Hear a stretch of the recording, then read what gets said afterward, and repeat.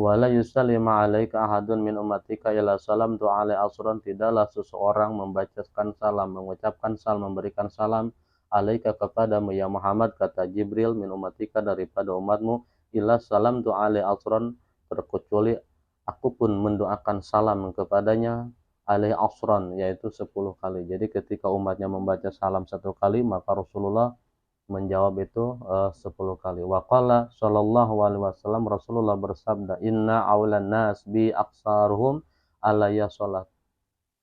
Tidak ada yang lebih utama daripada golongan manusia itu, pendapatku, kata Rasulullah, aksaruhum alayya, yaitu adalah orang yang paling banyak sekali membaca salawatnya. Jadi orang yang paling mulia, yang paling hebat di antara manusia itu menurut Rasul adalah orang yang paling banyak membaca salawatnya. Wa qala sallallahu alaihi wasallam, man shalla alayya salat alaihil malaika, barang siapa orang membaca salawat alaihil malaika, salat kepada Rasulullah, maka salat alaihil malaikah, maka malaikat mendoakannya.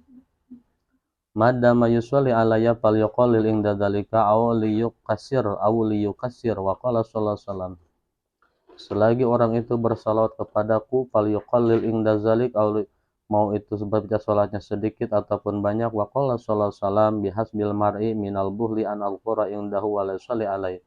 Jadi yang dihitung orang itu ahli bahil, yaitu medit, an alqura indahu, ketika diucapkan namaku, nama Rasulullah, wa la yusalli alaihi, mereka tidak memberikan tambahan, yaitu tidak membacakan salawat. Seperti misalkan kita dengar ada orang berkata Muhammad, maka harus sallallahu alaihi wasallam. Kalau tidak membaca salawat ketika orang itu mengucapkan asma Muhammad, maka itu adalah orang yang tergolongkan orang yang bahil, itu orang medit.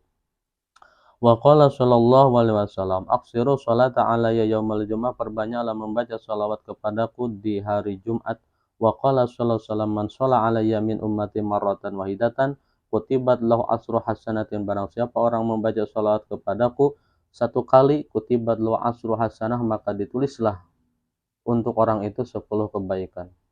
Nah, gitu. Jadi wa muhiyat anu asru sayatin, dan dihancurkan 10 keburukannya. Jadi 1 kali membaca salawat, maka ditulis 10 kebaikan bagi orang itu dan dihapus 10 kejelekannya. Wa qala sallallahu alaihi wasallam, man qala hina yasmal azan wal iqamah, barang siapa orang ketika mendengarkan azan dan iqamah lalu berdoa, Allahumma rabbaha dihi da'wati tamah, dan seterusnya, wa halat lahu syafaati yaumil qiyamah, maka orang itu akan mendapatkan pertolonganku, syafaatku di yaumil qiyamah. Jadi sangat penting sekali ketika mendengarkan azan dan iqamah. Wa qala sallallahu alaihi wasallam, man shalla alayya fi kitabin lam tazal malaikatu tusalli alaihi madama ismi fi zalikal kitab. Barang siapa orang membaca salawat kepadaku fi kitabin lam tazal, jadi menulis salawat di satu buku, tulisan salawat di satu buku, lam tazalil malaika, maka tidak ada henti-hentinya malaikat tusalli alaihi, mendoakan kepada orang tersebut. Jadi karena salawat menurut malaikat adalah doa, ya, doa bil khair. Jadi salat bagi malaikat itu maknanya mendoakan doa yang baik. Selagi tulisan itu ada, madamasmi fi zalikal kitab, selagi asma daripada sholawat itu masih ada di dalam kitab tersebut, belum terhapus. Jadi malaikat itu tiada henti-hentinya turun dan menunggu tulisan tersebut dan mendoakan orang yang pernah nulisnya, gitu. Siapa yang nulisnya, jadi didoakan terus, saking hebatnya sholawat. Jadi jangankan dibaca, ditulis saja seperti itu.